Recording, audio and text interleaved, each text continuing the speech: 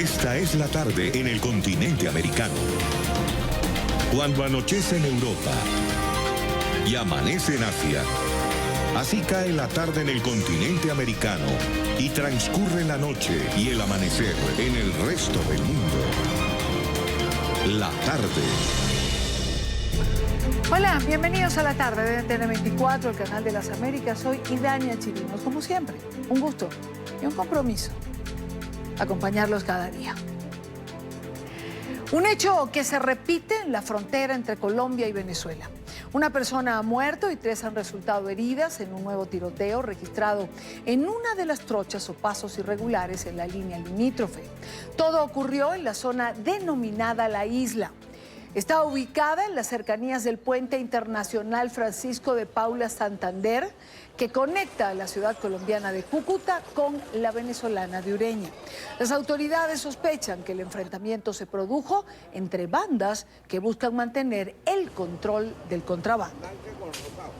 Estas personas son agredidas por colectivos y por milicias que se disputan el control territorial con bandas delincuenciales como es la línea y la frontera. En cuanto nos enteramos de la situación, se rescatan a las 3 personas heridas, se está generando la inspección al cadáver en coordinación con el Cuerpo Técnico de Investigación Criminal del vecino país. Está con nosotros a esta hora Mauricio Franco, él es secretario de Seguridad Ciudadana y alcalde encargado de la ciudad de Cúcuta. Señor Franco, bienvenido, buena tarde. Bueno, muy buenas tardes a ustedes. Aquí estamos a su disposición. ¿Se está tornando frecuente esta circunstancia, estos tiroteos en estos espacios entre Venezuela y Colombia? Sí, lamentablemente esto ha vuelto a suceder en los últimos días. Ya en la última semana hemos tenido 3 sucesos que se han presentado y esto es muy lamentable toda vez que allí mismo, por esas mismas partes, por esas mismas trochas, digámoslo así, se presenta el paso de personas normales que nada tienen que ver con el comercio de contrabando ni con el comercio de mercancías ilícitas. ¿Qué hay detrás de todo esto, señor Franco, detrás de estos tiroteos para una mejor comprensión de nuestra teleaudiencia?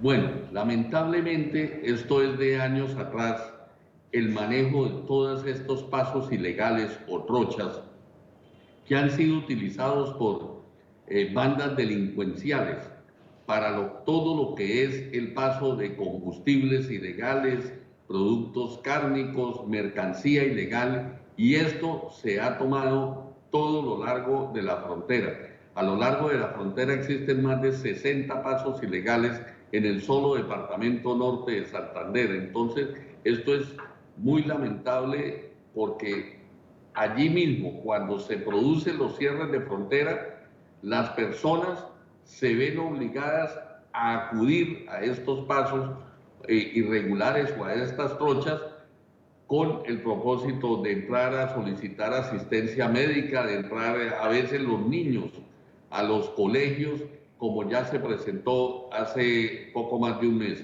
Afortunadamente ahora el paso por los puentes está más o menos regular y las personas están pasando por los puentes, pero el problema y la problemática de estas trochas es esa, es lo que tiene allí de presencia de bandas que trabajan con la ilegalidad tanto de un lado como del otro de la frontera. Justo le iba a preguntar eso, señor Franco. ¿Estas bandas son venezolanas, colombianas, de ambas nacionalidades? Mire, son bandas de ambas nacionalidades, son bandas mixtas. Aquí se pueden encontrar los famosos, los llamados botecauchos, se puede encontrar parte de lo que llaman ahora los colectivos, las milicias, bandas como la de La Línea, que en la parte colombiana el año pasado fue bastante golpeada esta estructura por las autoridades colombianas. Inclusive hace pocos días se dio el traslado de muchas de estas personas a cárceles del interior del país con el propósito de que dejaran de delinquir desde aquí mismo.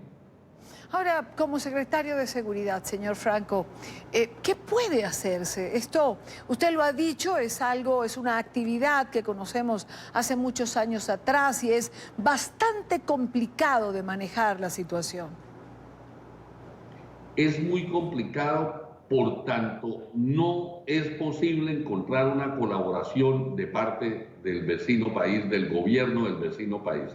Si los dos países operaran de una forma coordinada, ellos iban a tener o van a tener un cerco, porque ni las autoridades colombianas ni las venezolanas lo permitirían. Pero por la misma situación de las relaciones hoy no es nada fácil obtener esa cooperación y de esta manera no ha sido fácil poder enfrentar estos grupos delincuenciales que, como le manifestaba, se encuentran a lo largo no solo del departamento norte de Santander, sino a lo largo de todo lo que es la frontera en nuestro país, pero muy especialmente aquí a lo largo de lo que corresponde a norte de Santander y sobre todo el área metropolitana de Cúcuta, donde todo este paso de combustibles, de productos cárnicos y de todos los productos que se puedan manejar de manera ilegal de un lado a otro, son ocupadas por estas bandas delincuenciales. Y ya que estamos conversando, señor Franco, hablemos un poco del flujo migratorio de venezolanos y digamos, su volumen se ha incrementado, ha disminuido. ¿Cómo está comportándose?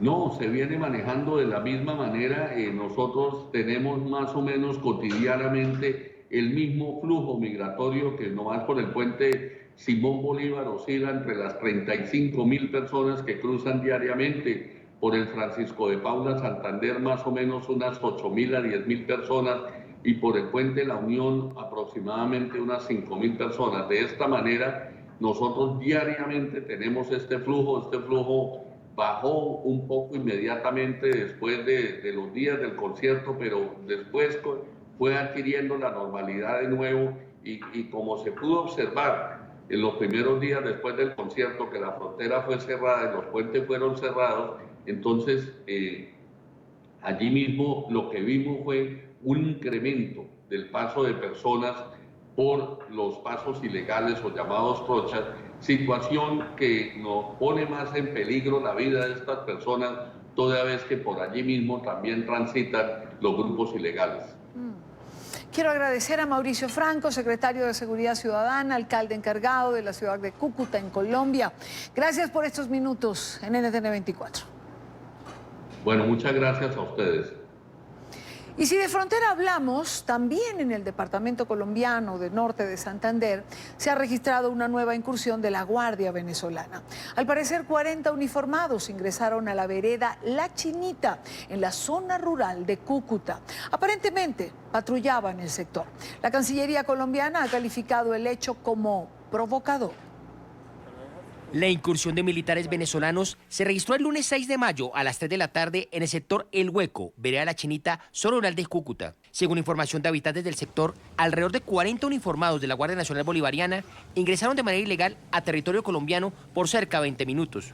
Pues nosotros en la inteligencia hemos evaluado algunas hipótesis, están siendo analizadas y en el momento que tengamos alguna información seguramente la daremos a conocer. Al conocer del hecho, integrantes de la Brigada 30 de la Segunda División del Ejército enviaron un helicóptero y tanques para tareas de control. Nuestras tropas siempre están desplegadas en una actitud defensiva, en una actitud disuasiva.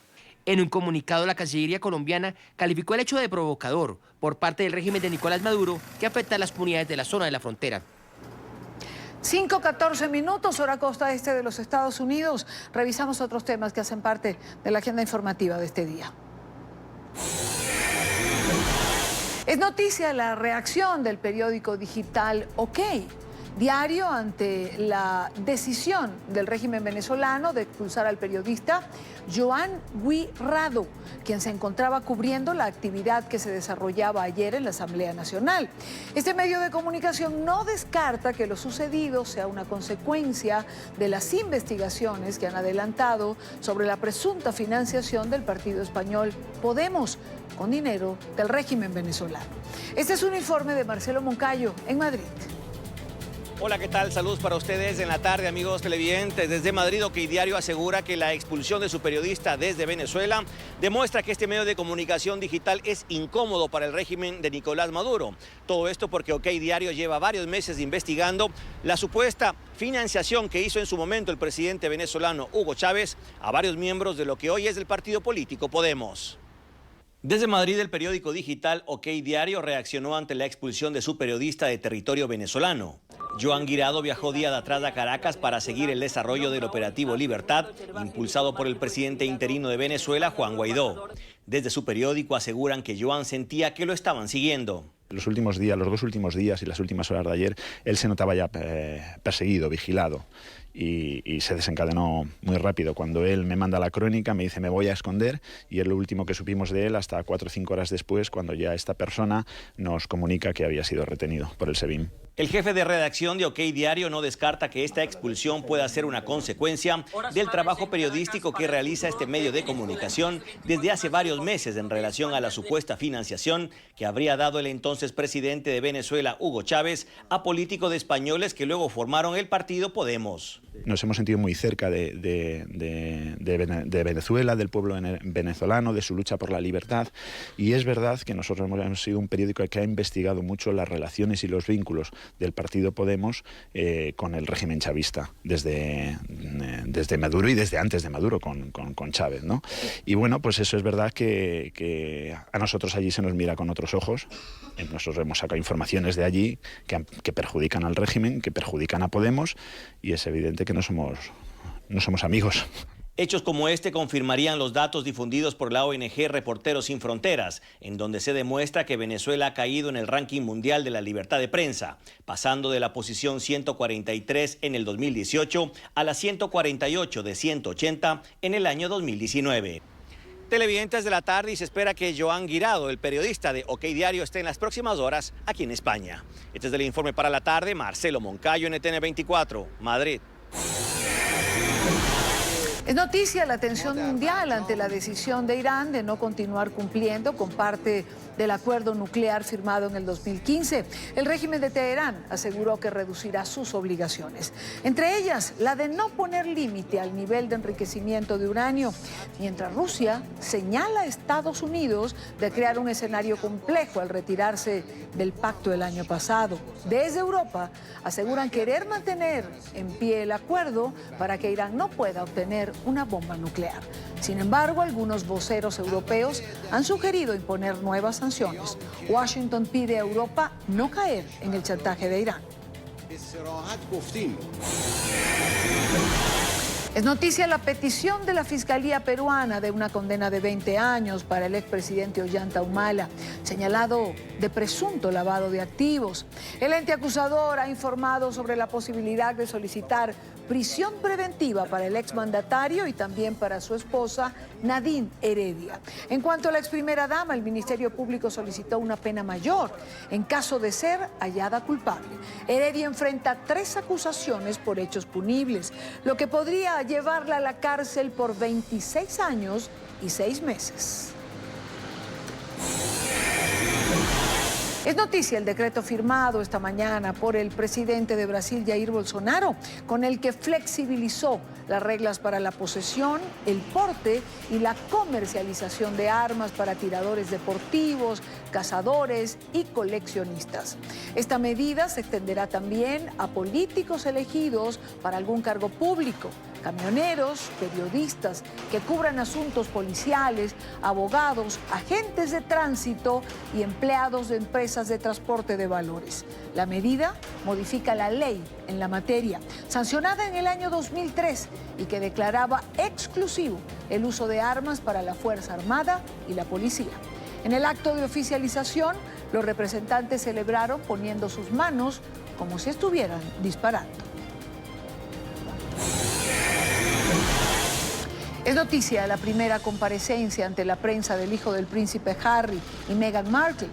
Archie Harrison Mountbatten Windsor es el nombre del primogénito de la pareja, quien nació hace 2 días y pesó 3,3 kilos.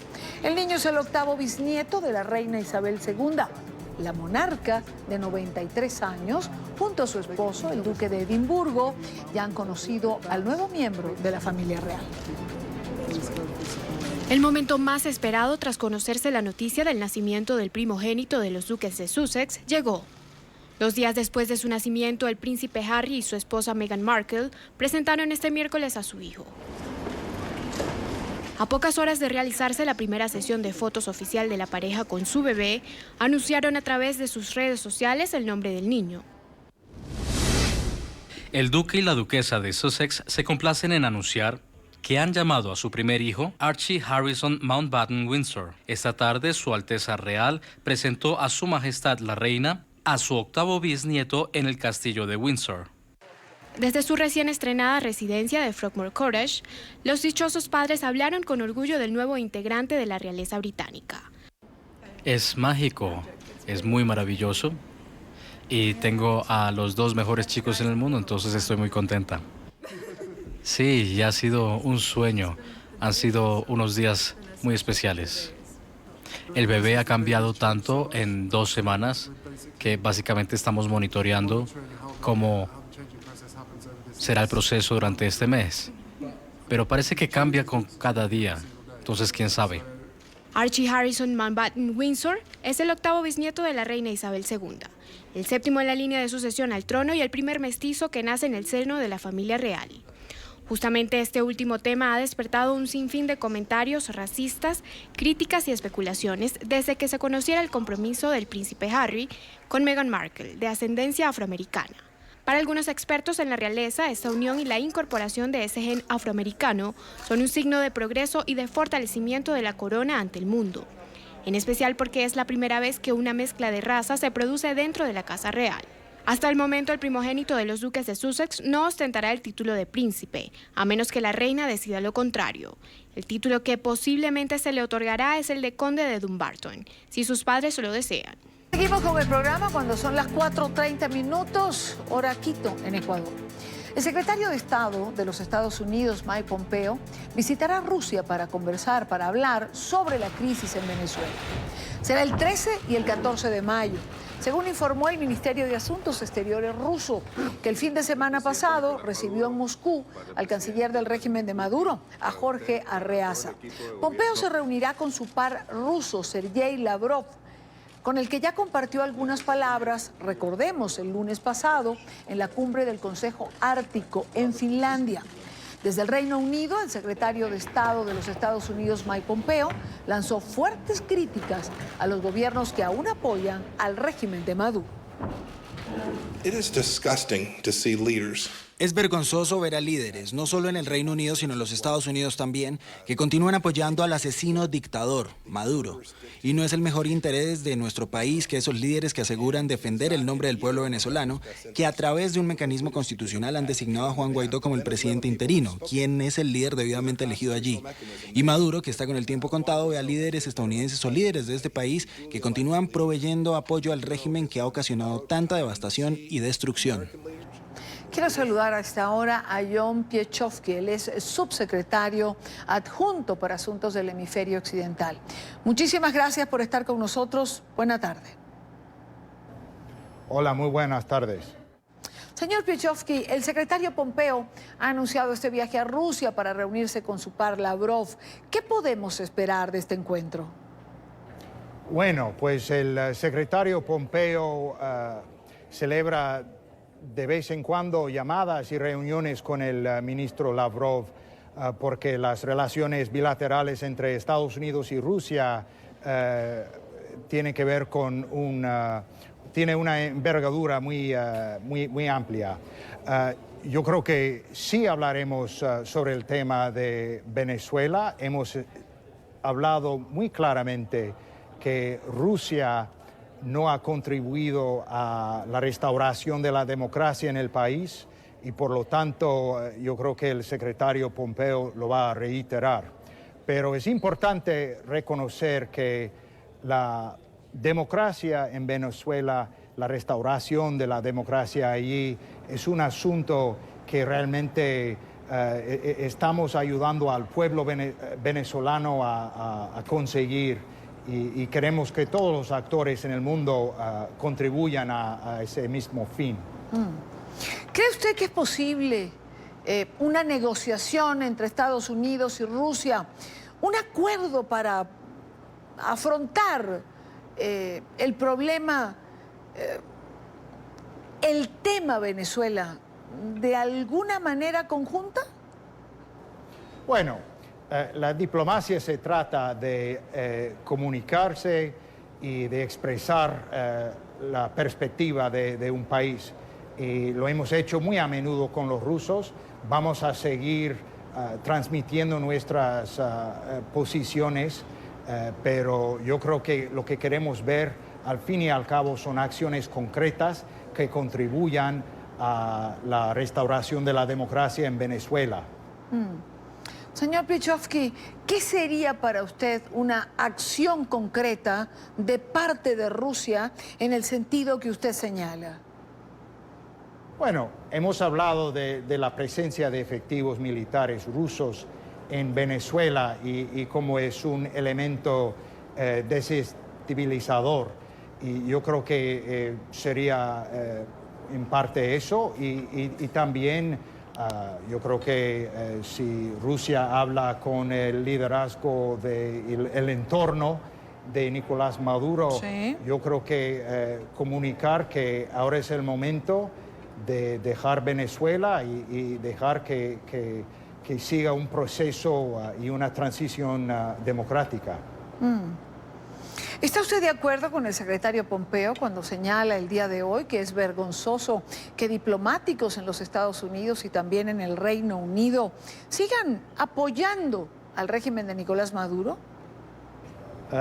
Bueno, nuestra política de Estados Unidos acerca de Venezuela es que apoyamos a Juan Guaidó como el presidente interino del país y que apoyamos todos los esfuerzos para que haya democracia otra vez en Venezuela, en todo el país, y que el pueblo venezolano pueda gozar de la democracia y de un retorno a la prosperidad que el país, de la que el país gozaba en el pasado. Estamos conversando con John Piechowski, él es subsecretario adjunto para asuntos del hemisferio occidental.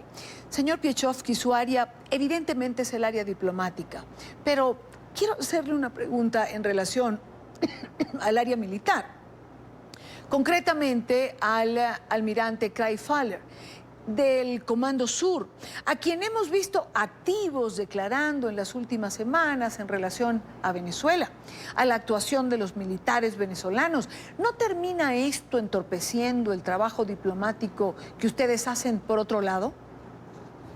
Bueno, yo creo que todas las agencias del gobierno estadounidense están apoyando la dirección del presidente Trump, que es ayudar que el pueblo venezolano regrese a su democracia. Y eso incluye al Departamento de Estado, y el papel diplomático que desempeñamos también implica al Departamento de Defensa y el almirante Faller. Tiene que ver con los planes que tienen, tiene que ver con el envío del buque hospital Comfort que anunciamos ayer. Así que estamos trabajando por muchos canales, por muchas vías, para que haya una resolución de la crisis y del sufrimiento que está ocurriendo en Venezuela. Otro departamento importante en este trabajo conjunto es el Departamento del Tesoro, que ha levantado las sanciones el día de ayer contra el general Manuel Christopher Figuera, el director de servicio o el exdirector del Servicio Nacional de Inteligencia del régimen. ¿Podemos esperar que acciones de este tipo se repitan hacia otros militares que retiren su apoyo a Maduro? Bueno, hemos sido muy claros que acciones a favor de la democracia en Venezuela podrían implicar el levantamiento de las sanciones contra personas ya designadas. Y lo que anunciamos ayer con el levantamiento de las sanciones en contra del general Figuera es el cumplimiento de ese compromiso. Ahora bien, si hay otros oficiales u otros miembros del entorno de Maduro que tomen medidas concretas a favor de la democracia, yo creo que sí podríamos esperar ver otras acciones de este tipo. ¿Y qué pueden esperar funcionarios del régimen, no militares, civiles? Funcionarios como Diosdado Cabello, Delcy Rodríguez, Tarek El Aissami. ¿Qué hay para ellos, señor Piechowski? Bueno, yo no voy a hacer comentarios sobre el comportamiento y las acciones de cada persona en Venezuela. Yo creo que en cuanto al levantamiento de la sanción de ayer, respondió a una medida y acción concreta y una promesa concreta de parte de Estados Unidos. Yo creo que también el presidente Guaidó ha hablado de su visión para los militares y otros funcionarios en Venezuela una vez que la democracia esté restaurada. Yo creo que es una cuestión muy importante para los venezolanos responder cómo quieren tratar a los que a lo mejor han sido implicados en acciones criminales o corruptas. Y una última pregunta, señor Piechowski, que es reiterativa, pero que siempre está presente. Para los Estados Unidos, ¿todas las opciones siguen sobre la mesa? Bueno, yo creo que sí. Estamos en el proceso de contemplar todas las opciones que están sobre la mesa. No vamos a limitarnos.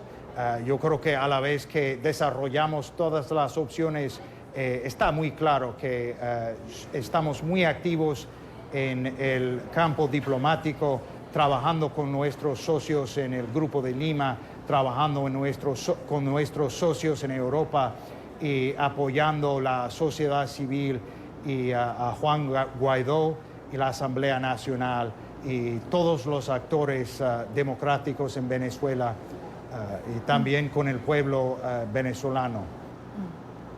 Quiero agradecer a John Piechowski, subsecretario adjunto para Asuntos del Hemisferio Occidental, por haber estado en NTN 24. Muchísimas gracias. Gracias a ustedes. 5:40 minutos, hora costa este, en Estados Unidos.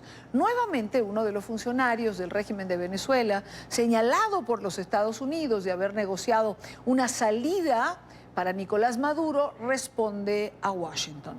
Esta vez fue el presidente del cuestionado Tribunal Supremo de Justicia, Michael Moreno, quien se distanció del presunto complot interno en el madurismo. A través de un comunicado aseguró que la Casa Blanca ha propuesto a los magistrados de la Alta Corte dar la espalda al proyecto de la llamada Revolución Bolivariana en favor de una transición democrática. En este caso se ha formulado una nueva amenaza unilateral al Poder Judicial venezolano, específicamente a este Tribunal Supremo de Justicia, el cual está integrado por 32 magistrados y magistradas.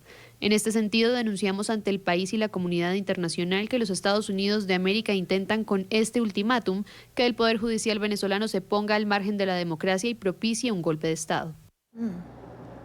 Por otra parte, la vicepresidenta de Colombia, Marta Lucía Ramírez, ha pedido al Consejo Permanente de la Organización de los Estados Americanos, la OEA, más apoyo para afrontar la crisis de Venezuela. Ramírez aseguró que Colombia está dispuesta a utilizar recursos esenciales del presupuesto nacional para ofrecer atención médica, educación y oportunidad de empleo a los migrantes venezolanos, pero aún así los recursos serían insuficientes. Emiliana Molina, en Washington, tiene el reporte. Hola, ¿qué tal? Muy buenas tardes. Pues la vicepresidenta de Colombia, Marta Lucía Ramírez, el día de hoy, ante una sesión ordinaria en el Consejo Permanente de la Organización de Estados Americanos, asegura que todos los países miembros del organismo tienen una corresponsabilidad en la lucha contra el narcotráfico, también en aliviar la crisis con Venezuela, y asegura que esto es un tema de seguridad nacional para todo el hemisferio occidental. Por otro lado, la vicepresidenta también reiteró el día de hoy que deben ser un poco más creativos todos los países miembros de este organismo en cuanto a las sanciones y las acciones que se deben aplicar en contra del régimen criminal de Nicolás Maduro. Y por último, el secretario general de la OEA, Luis Almagro, tiene la esperanza de que el cese de la usurpación ocurra en las próximas semanas. ¿Nos puede dar algunos ejemplos de qué más se puede hacer por Venezuela en este momento? Bueno, nosotros creemos que es fundamental realmente, por ejemplo, que este tema de las sanciones económicas, que el uso de todos los instrumentos de los cuales disponen los estados, de verdad se concrete cada vez más. Porque francamente digo, claro, hay países que han anunciado su respaldo al presidente Juan Guaidó, pero queremos ver más en materia de sanciones y sobre todo contra los activos que tienen en el exterior muchos de los miembros del régimen criminal de Maduro.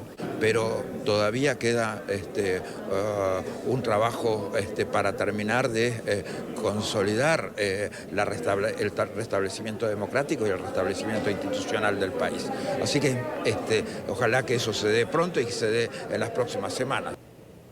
Por su parte, Gustavo Tarre, el embajador por el gobierno interino de Juan Guaidó ante la Organización de Estados Americanos, reiteró su aprecio por el apoyo que ha recibido no solo de Colombia, sino de algunos de los países miembros de este organismo. Esta es toda la información que tenemos desde la OEA. Emiliana Molina, regreso al Centro Internacional de Noticias. Gracias, Emiliana. En otro orden de ideas, un tribunal de apelaciones en los Estados Unidos permitió a la administración Trump seguir enviando a México a los solicitantes de asilo mientras esperan la resolución de su proceso migratorio.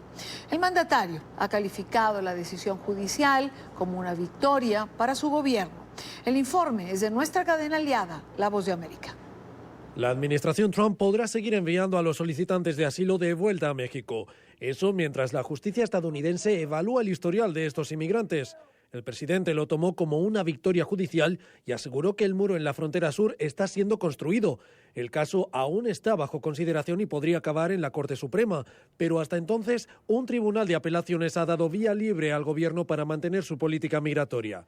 El fallo coincidió con el primer aniversario de la política de separación de familias inmigrantes en la frontera, una medida que impulsó la actual Casa Blanca. Los demócratas en el Congreso no tardaron en reaccionar con insignias en sus solapas, como esta que mostró el líder de la minoría en el Senado, Chuck Schumer. A la iniciativa se sumaron otros legisladores de la oposición, como la congresista por Nuevo México, Xochitl Torres, o el precandidato presidencial y congresista por Texas, Joaquín Castro. Aunque esté sujeto a apelación, este último fallo judicial representa una victoria para el presidente, que frecuentemente se queja de los obstáculos que enfrentan sus políticas migratorias en los tribunales del país. Consternación en los Estados Unidos tras un nuevo ataque armado dentro de un centro educativo.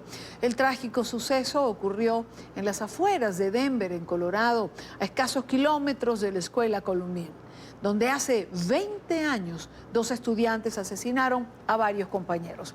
El tiroteo de las últimas horas ha dejado un muerto y 8 heridos. Varios de ellos permanecen en estado crítico. La sombra de la masacre de Columbine hace 20 años en Colorado volvió a aparecer tras un nuevo ataque armado en el interior de una escuela del estado. Todo comenzó justo antes de las 2 de la tarde. La administración de la escuela nos llamó diciendo que podían oír los disparos que se hacían. El centro educativo STEM, que alberga a más de 1.800 estudiantes, fue el lugar de la tragedia. 2 alumnos de la escuela abrieron fuego en 2 aulas del recinto contra sus compañeros. Uno de los sospechosos fue identificado como Devon Erickson, de 18 años. La otra persona involucrada es una joven menor de edad. Ambos fueron arrestados por las autoridades. En cuestión de minutos, los agentes de una delegación de policía cercana ingresaron al lugar y arrestaron a los agresores después de un enfrentamiento con los sospechosos. La policía identificó a Kendrick Castillo como la víctima fatal del suceso, un joven hispano de 18 años. Horas después, los padres de decenas de estudiantes arribaron a la institución. Familiares de los alumnos se mostraron devastados ante la tragedia. Los investigadores del caso allanaron durante la noche del martes las viviendas de los sospechosos para intentar conocer las motivaciones de los agresores. Según cifras oficiales, en Estados Unidos las armas de fuego fueron responsables por la muerte de aproximadamente 40.000 personas en 2017. Y el presidente de los Estados Unidos no quiere que el Congreso tenga acceso al informe completo sobre la trama rusa. Donald Trump ha vetado el acceso de los congresistas al reporte del fiscal especial Robert Mueller. El mandatario invocó su poder ejecutivo para impedir que el Comité Judicial de la Cámara Baja, controlado por la oposición demócrata, pueda revisar la investigación. En un comunicado, la Casa Blanca consideró un abuso flagrante que dicho comité haya solicitado al Departamento de Justicia todo el informe de Mueller, que solo fue divulgado de forma parcial.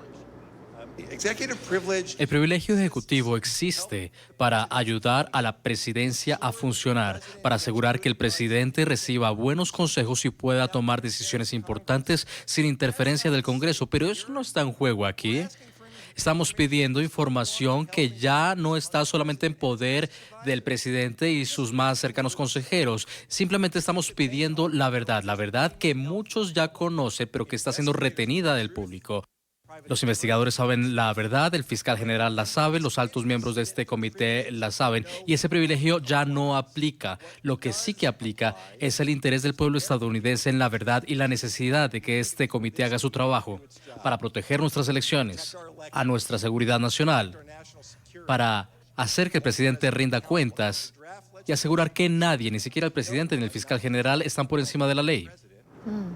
Todo esto ocurre mientras el Comité Judicial de la Cámara de Representantes de mayoría demócrata busca declarar en desacato al fiscal general William Barr por no entregar al Congreso una versión completa del informe de las investigaciones sobre la trama rusa.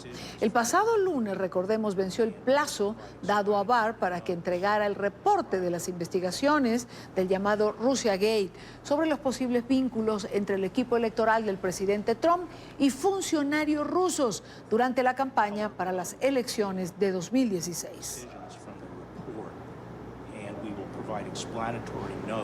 Informe Mueller.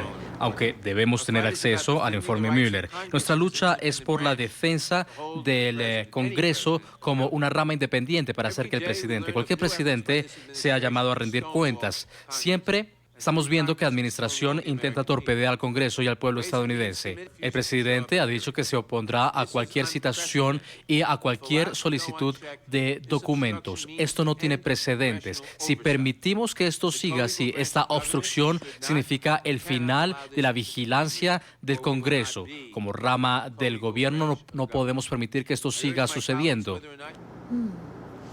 Por otro lado, jornada internacional de protesta contra Uber y Lyft. La política la dejamos de lado. Conductores asociados a la plataforma digital de servicios de transporte reclaman mejores condiciones laborales. En la ciudad de Nueva York se lleva a cabo una concentración prevista en los Estados Unidos.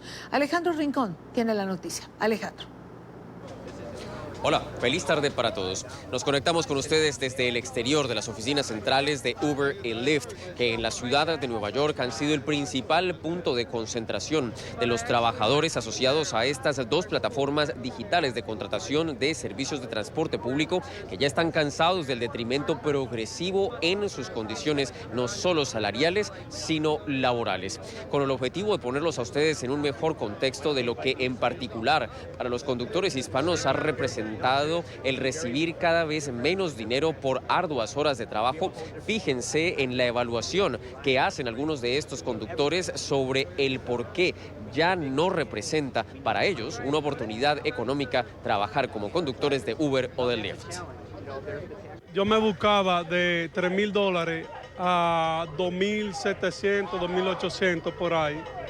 Y ahora lo que me estoy buscando, 1,100. Antes yo hacía unos 1.700, ahora estamos saliendo con unos $900, una diferencia total. Las concentraciones que han tenido lugar en el día de hoy en el punto donde nos encontramos ahora son eco de movilizaciones y concentraciones similares que han tenido lugar en 10 ciudades de los Estados Unidos, entre ellas Los Ángeles, Chicago, San Diego y Filadelfia. A su vez, las protestas de los Estados Unidos están en conexión con otras concentraciones similares lideradas también por trabajadores o conductores de Uber en varios países alrededor del mundo, en América Latina, en Brasil y en Chile, y en otros puntos del planeta, en el Reino Unido y en Nigeria.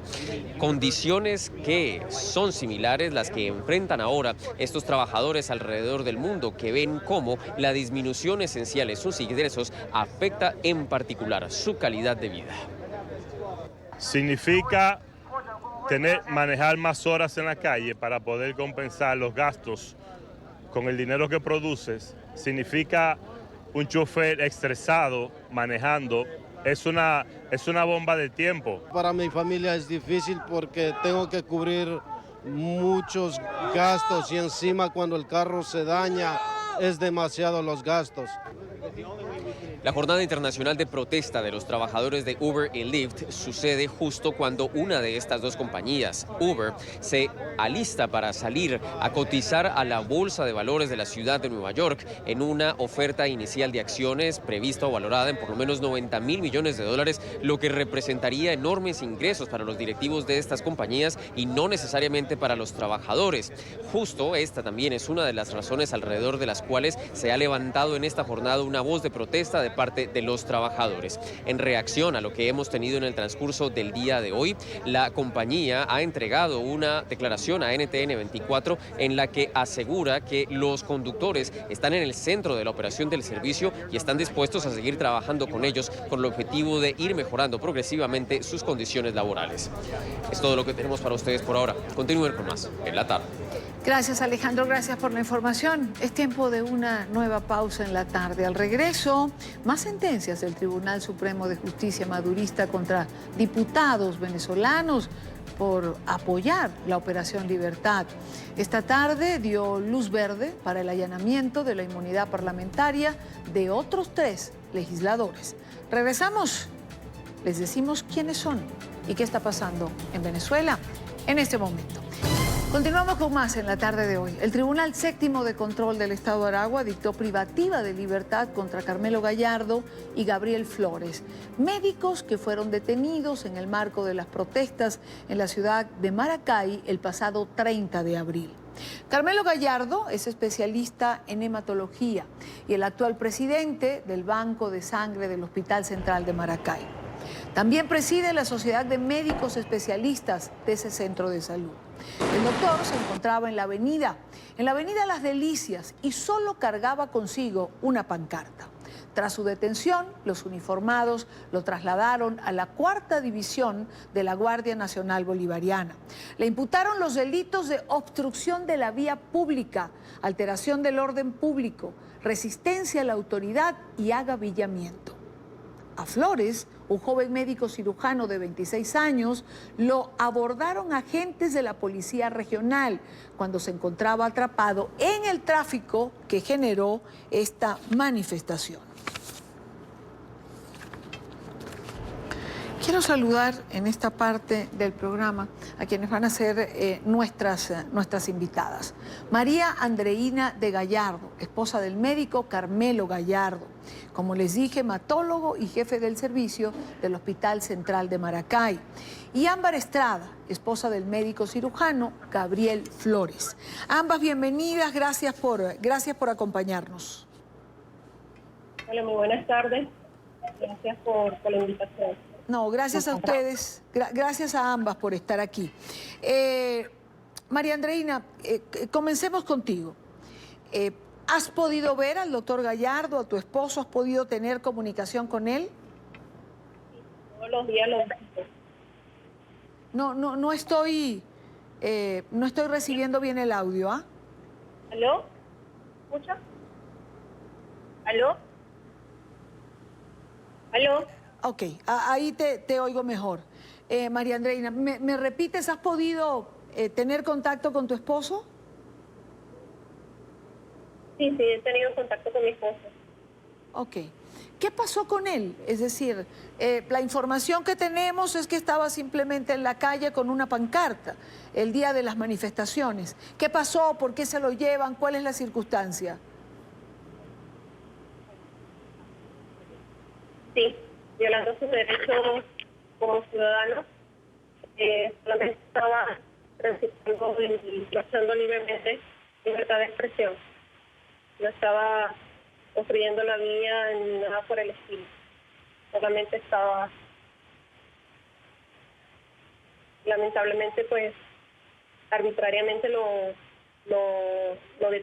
detuvieron y se lo llevaron a las instalaciones del cuartel PAE el 30 de abril. Entiendo que ya fue imputado.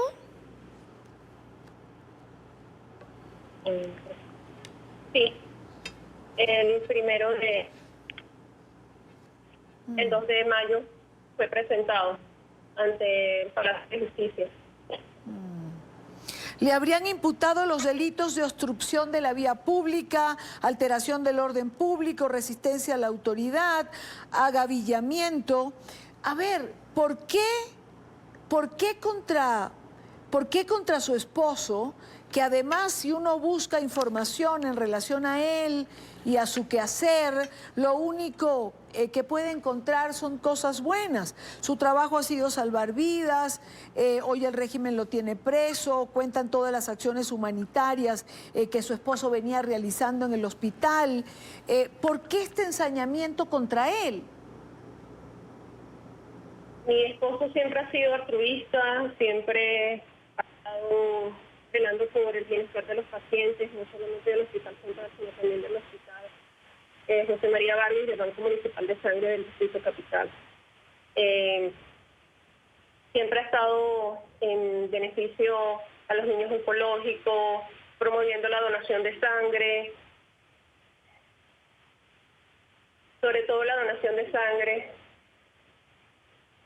Y bueno, es una situación sumamente difícil. María Andreina, ¿qué apoyo legal está recibiendo tu esposo? ¿Quién lo apoya? ¿El Foro Penal, por ejemplo? ¿Qué respaldo en este terreno él está recibiendo? Él ahorita está apoyado por el Foro Penal del Estado de Aragua. Ok, es el Foro Penal quien le está dando soporte legal. ¿Qué dicen los abogados? Que se están reuniendo las pruebas, que hay que hacer presión en las redes sociales.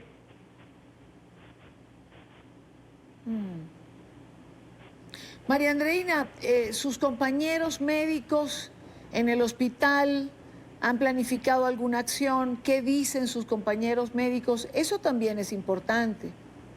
Sí, por supuesto, el apoyo incondicional de todo el gremio médico hacia nuestros esposos ha sido inmenso, gigantesco. No esperamos menos de ellos. El día de hoy se pronuncia un paro de consultas, un paro de la institución como tal, de las consultas. Solamente se van a atender emergencias, en pro a que el jefe de Banco de Sangre está detenido.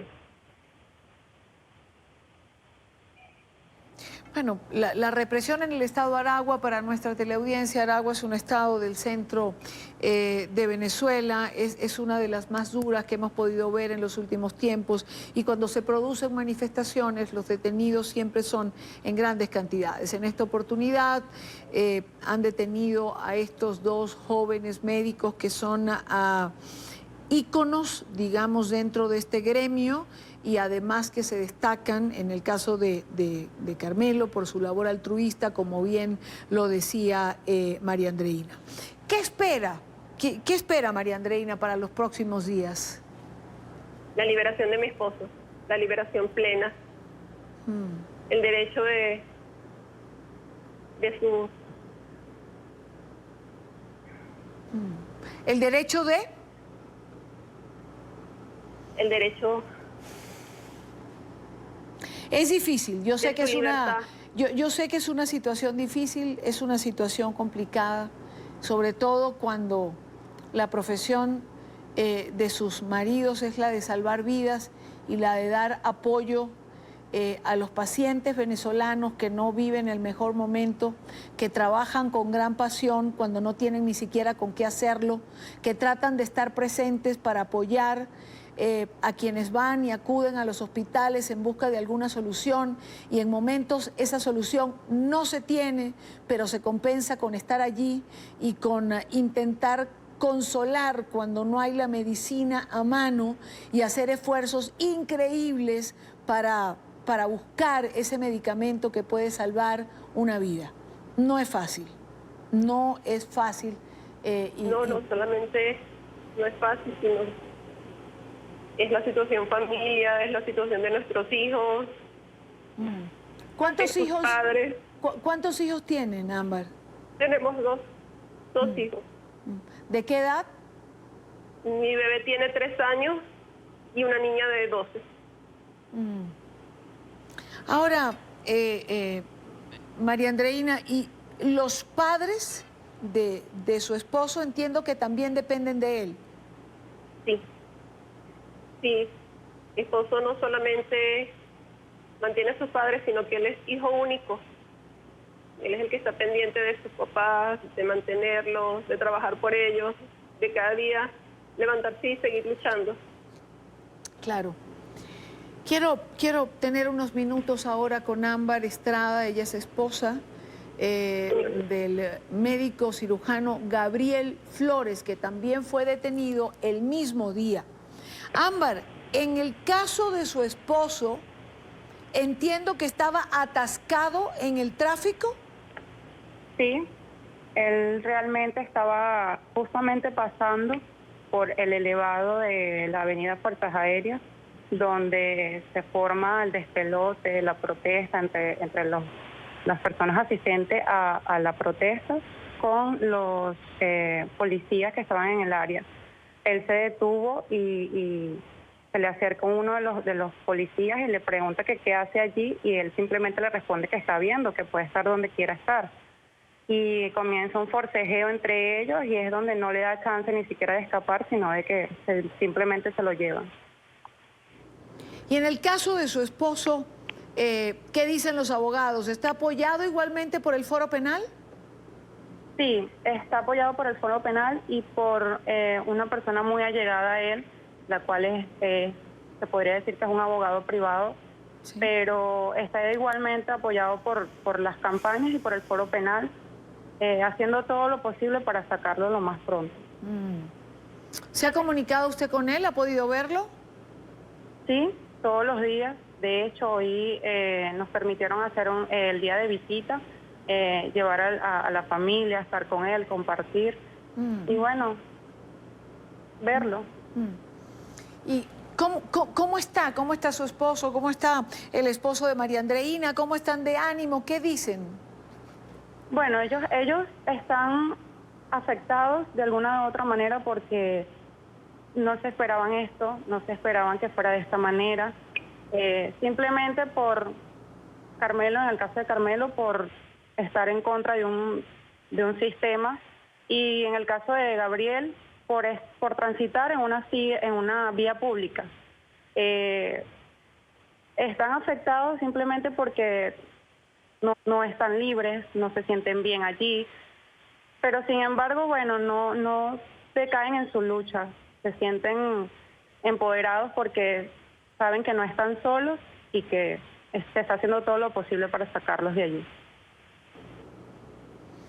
Bueno, eso es lo que pasa en Venezuela, donde no existe el derecho a la protesta, donde no existe el derecho de poder decir o de poder pararse a ver lo que está ocurriendo, o de poder decir lo que uno piensa, y lamentablemente en esta oportunidad son 2 profesionales de la medicina los que están presos inexplicablemente, porque lo que hacen es cumplir con la labor que les describí hace unos minutos. En distintas oportunidades me han escuchado decir en el programa que a los médicos venezolanos mi más profundo respeto por la mística y la voluntad que demuestran cotidianamente al intentar salvar vidas, atender pacientes en una circunstancia tan complicada como la que vive en este momento el servicio de salud. Tener 2 médicos presos es simplemente quitar la oportunidad a los pacientes venezolanos de recibir apoyo y una mejor atención. Eso es lo que se logra teniendo 2 profesionales de la medicina, como estos 2 jóvenes médicos, tras las rejas. No lo entienden sus compañeros dentro de las instalaciones médicas, tampoco lo entienden sus pacientes, quienes son atendidos por ellos, y no se entiende a nivel general. Gracias a ambas por estar con nosotros. Es un caso que vamos a seguir de cerca. Ojalá y más pronto que tarde logren la libertad de sus maridos. Amén. Ojalá y así sea. María Andreina de Gallardo y Ámbar Estrada, gracias por estar aquí. Muchas gracias a ustedes. Son las 6:15 en Venezuela. Hace 15 minutos el Tribunal Supremo de Justicia, afín al madurismo, anunció nuevos procedimientos judiciales contra diputados de la Asamblea Nacional. A través de una nota de prensa y después de una reunión de la sala plena, el TSJ madurista respondió a la solicitud realizada por el fiscal general designado por la Asamblea Constituyente y decidió comprometer la responsabilidad de los ciudadanos Freddy Francisco Superlano, Sergio de Jesús Vergara y Juan Andrés Mejía en la comisión flagrante de los delitos de traición a la patria, conspiración, instigación a la insurrección, rebelión civil, concierto para delinquir, usurpación de funciones, instigación pública a la desobediencia de las leyes y el odio continuada. La misma resolución que se emitiera el día de ayer.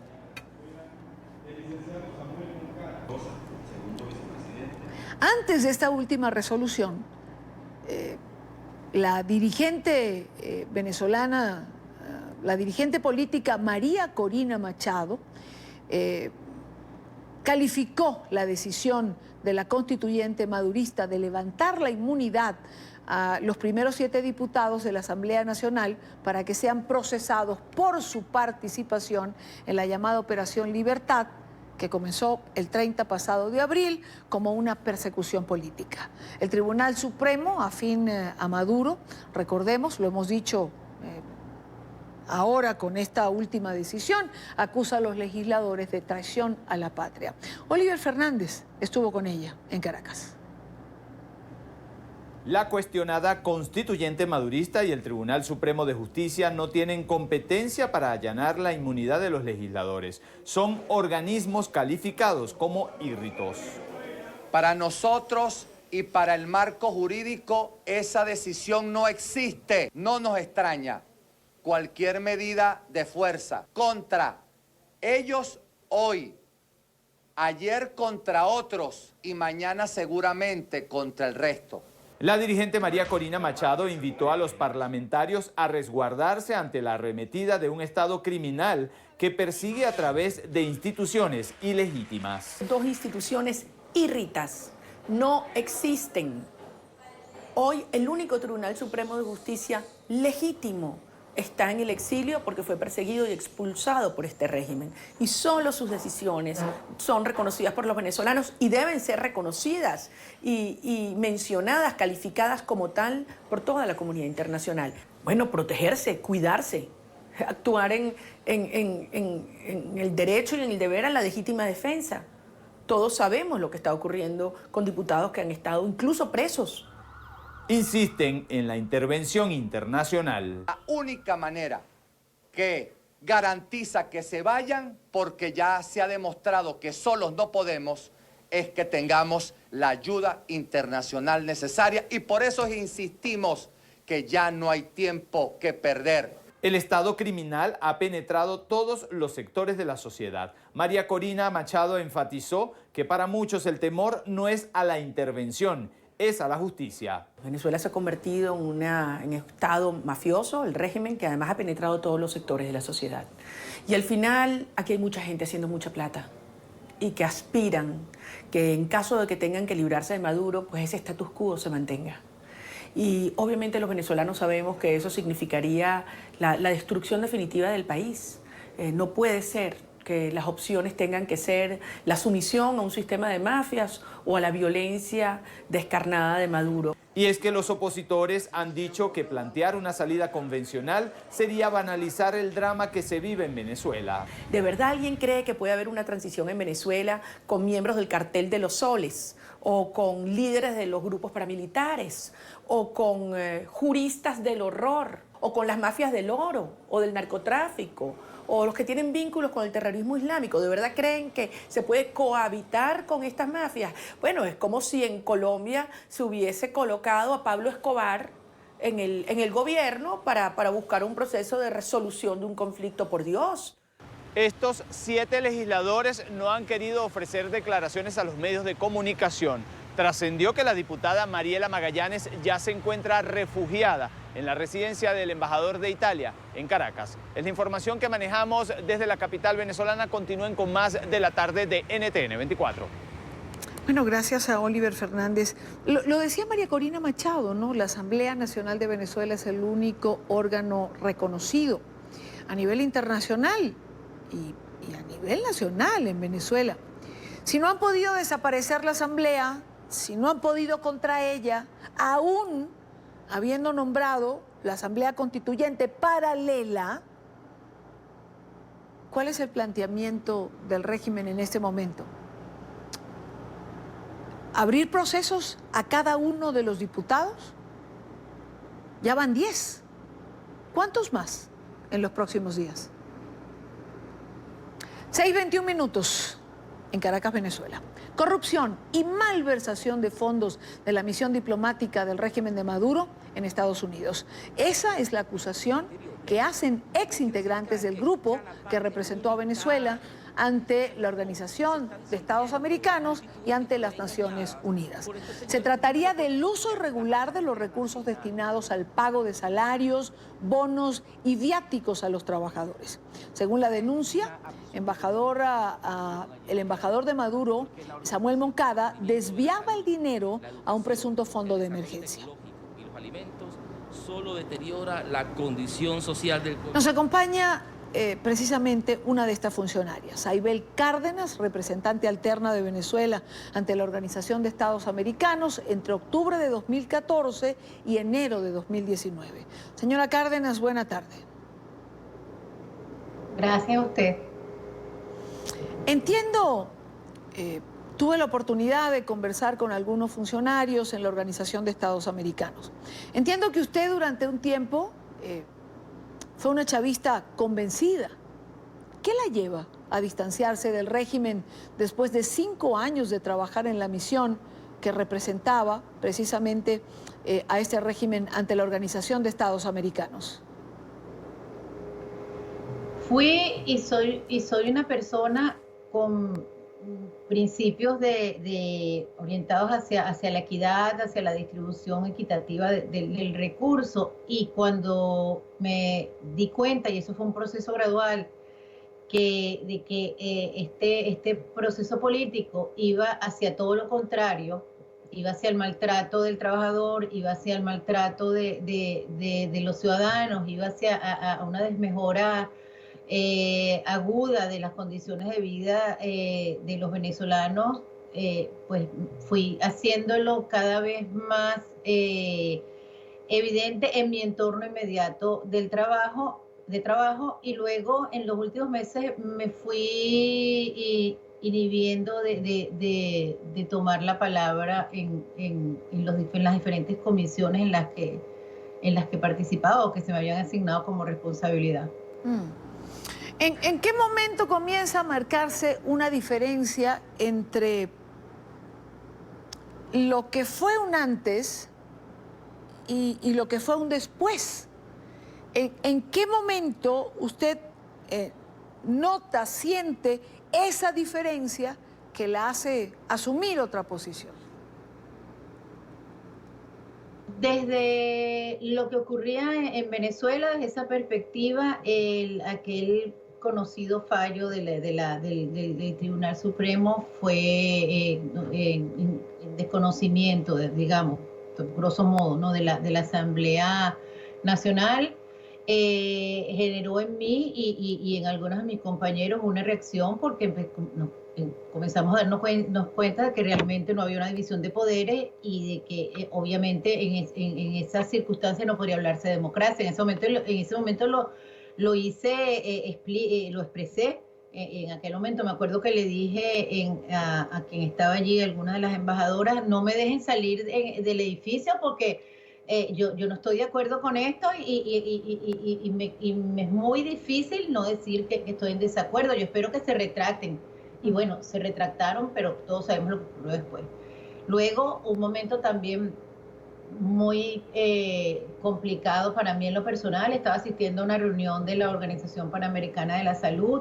Uno de los funcionarios de la organización se me acercó porque ellos esperaban que un equipo técnico se dirigiera a Venezuela por el seguimiento que se estaba haciendo al tema de la malaria. Y él me presentó cifras y en aquel momento yo llamé no recuerdo la secuencia, pero son dos hechos que para mí han sido un punto de inflexión. Llamé a una de las embajadoras para que se comunicara con el jefe de misión y que de alguna manera hiciéramos llegar eso a Venezuela, porque ya no se trataba de una posición política, ya no se trataba de un tema discursivo, se trataba de la vida de personas. 2 años después, la malaria pues continuó su curso y creo que recientemente un grupo de la Organización Panamericana de la Salud estuvo allí, pero ya el mal estaba hecho, pues ya eran muchas las personas que habían sido afectadas por esto. Usted habla de corrupción y se refiere a Samuel Moncada. Ha hecho señalamientos directos. ¿Lo puede compartir con nosotros y con nuestra teleaudiencia? Sí, claro. A nosotros se envió el dinero para cancelar, para pagarnos los meses que se nos adeudaban y así cesar, finiquitar pues nuestro tiempo acá, nuestra relación de trabajo acá. Y una cosa es las cifras que manda Caracas y nos enteramos porque tanto yo como otras funcionarias somos del ministerio y tenemos acceso a la Oficina de Servicios Administrativos, y otra muy distinta fue el dinero que se nos entregó. Entonces, cuando cotejamos nos damos cuenta de lo que está ocurriendo, empezamos a alertar, nos fuimos hasta Nueva York y bueno, nos dieron una cantidad, la otra cantidad queda allí. No soy yo la única persona, hay otras personas que no debo mencionar porque es responsabilidad de esas personas pues llevar su caso, pero somos muchas las personas que en la misión ante las Naciones Unidas y acá no recibimos o fracción de lo que nos correspondía o todo lo que nos correspondía. Es el caso de Ana Carolina Rodríguez, la ex asistente de María Gabriela Chávez, a quien no se le entregó ni un solo bolívar ni un solo dólar de todo lo que le correspondía por su cese de funciones. Es decir, esto ocurrió cuando ustedes decidieron retirarse o apartarse, cuando manifestaron que no iban a seguir. Hablamos del dinero que corresponde a una liquidación o a lo que tienen ganado por años prestados, en este caso en el servicio exterior. Correcto, los últimos meses. Esa fue la última estocada. Previamente a eso no nos dejaron, a mi persona y a otras compañeras, no nos dejaron ingresar al edificio. A partir del 1 de febrero, cuando ya estábamos, ya habíamos sido notificadas en nuestro cese, en mi caso en respuesta a mi solicitud, no nos dejaron ingresar al edificio. El argumento era que se habían desactivado aleatoriamente los carnets de acceso, pero bueno, nunca entramos ni pudimos buscar nuestras pertenencias ni organizar la oficina. Yo no sé, como que nunca más entré allí, no me lo permitieron. ¿Alguna vez le preguntaron, señora Cárdenas, por qué se iban? ¿Por qué no estaban cómodas? ¿Por qué dejaban la misión? ¿Por qué querían retirarse? Yo creo que era un secreto a voces, porque yo siempre fui muy crítica y a finales del año, creo que en verano, en agosto del año pasado, yo redacté una carta que, si bien no estaba firmada por el temor que hemos tenido todos, el consabido temor, tenía el Washington como el lugar en el que se había redactado la carta. Inmediatamente comenzaron a llamar desde Venezuela para saber quién había escrito eso. Bueno, la cacería de brujas, los compañeros solidarios, porque también era en el interés de todos que nos pagaran. Bueno, de alguna manera matizaron las cosas allí, eso quedó allí, pero fue una secuencia de manifestaciones de descontento. Bueno, el régimen que gobierna Venezuela no tiene por costumbre cancelar lo que son prestaciones o lo que corresponde a funcionarios que han prestado servicio. No solamente ahora, ¿no? Fue lo que hicieron con más de 18,000 empleados de PDVSA que fueron despedidos y con otros tantos trabajadores a quien nunca se le cumplió. Lamentablemente, esto ha sido así. Ahora, usted señala en una de sus entrevistas que su dignidad y la de muchos colegas fue violentada. Quiero preguntarle por qué, en qué momento o con qué hechos ustedes se sintieron violentadas en su dignidad. Cuando se le arroja un mes de salario a una persona ganado en buena ley, a modo de limosna, y luego 3 meses después te lanzan otro, y luego y comienzas a sentir que no puedes expresarte, porque si te expresas te arriesgas a no recibir el próximo mes. Y pues, como todos sabemos, nuestro servicio exterior no es un servicio exterior de élites económicas, porque en general como sociedad no lo somos. Entonces, cuando empiezas a depender de ese pedacito que te dan, y te ves a ti mismo y dices, bueno, pero si yo estudié, pero si yo estoy trabajando, pero si yo estoy cumpliendo con un horario, ¿cómo es posible? Porque yo me tengo que ver a estas alturas, yo tengo 47 años, porque tengo que verme en esta situación, y sin embargo tienes que aguantarte porque tienes un hijo, porque tienes... Eso te va mermando la dignidad, sobre todo cuando tienes además familiares allá, muchos de los cuales necesitan medicamentos, muchos de los cuales están en una situación de vulnerabilidad muy grande, y no puedes ayudarlos, ni puedes ayudarte a ti porque tienes esa condición. Yo estoy denunciándolo, pero muchos de mis compañeros han renunciado. Es cuando dice Arriaza que la gente se quedó, que lo de tierra, que se fueron. No, en la OEA muchos de los funcionarios renunciaron meses atrás, y en el caso de los funcionarios que están acreditados en la embajada, la mayoría de ellos están en Caracas hoy por hoy sin salario, sin seguro médico y con toda la deuda que les hicieron contraer al trasladarlos de la manera como lo trasladaron. Usted me dice, señora Cárdenas, que muchos funcionarios no se retiran, no se han retirado, no se apartan por no quedarse sin un salario, por temor a las represalias que pueden tomar contra sus familias los que la tienen en Venezuela. Sí, porque y es un decir común. Los mismos familiares nuestros nos lo advierten, nos lo dicen: no te vuelvas loco, estamos aquí, por favor. Es algo que ya es parte del imaginario común, ya es un hecho. Quiero agradecer a Saibel Cárdenas por estar con nosotros en esta parte del programa. Recuerden que ella fue representante alterna de Venezuela ante la Organización de Estados Americanos. Gracias por estos minutos con NTN 24.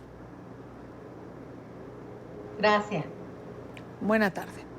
Son las 6:34, hora costa este en los Estados Unidos. Al cierre de esta parte del programa, quiero recordar que el Instituto Republicano Internacional entregó el Premio de la Libertad al pueblo venezolano. Carlos Vecchio, representante del gobierno interino de Juan Guaidó en Washington, fue el encargado de recibir este galardón. Este reconocimiento ha sido entregado a personalidades como el expresidente Ronald Reagan y también a las damas de blanco. Vecchio agradeció la entrega del premio en nombre del pueblo de Venezuela. Quiero dedicar esto no solamente a los venezolanos que están luchando allí, sino también a la diáspora venezolana, pero particularmente a aquellos que han muerto peleando por la democracia y por la libertad.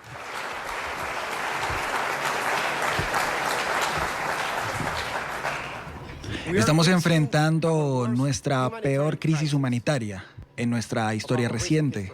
Y el único camino para resolver esa crisis es poniendo final a la usurpación de poder de Maduro, es poniendo final a la dictadura en Venezuela.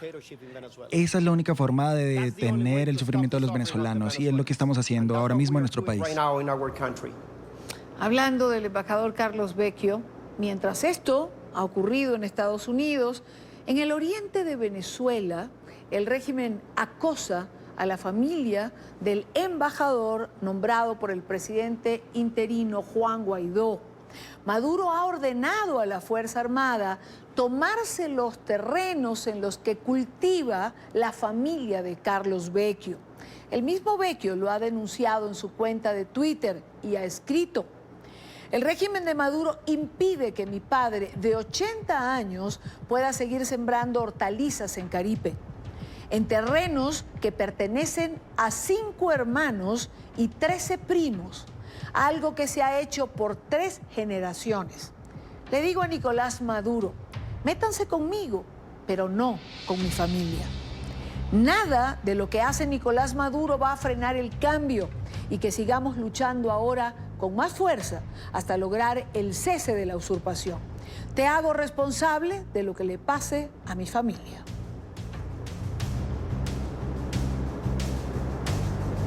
Es la manera en la que actúa el régimen de Venezuela. Pausa en la tarde. Regresamos en breve con más información. Vamos a hablar de deporte. Mucho que comentar con Alfonso en el próximo bloque.